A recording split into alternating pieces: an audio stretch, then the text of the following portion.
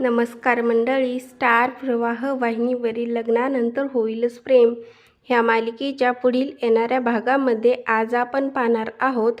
नंदिनी जीवाला भेटण्यासाठी आलेली असते आणि रूममध्ये कोणी नसताना नंदिनी आणि जीवा हे एकमेकांचा हात पकडतात.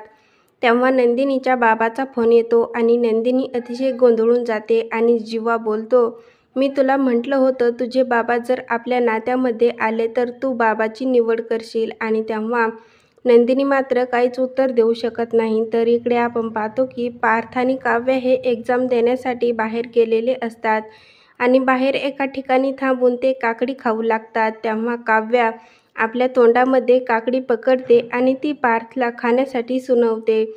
तर इकडे आपण पाहतो की बाबा हे नंदिनीला बोलतात, नंदिनी तू आता जा लवकर, नाही तर मला या वयामध्ये भजन गावी लागतील.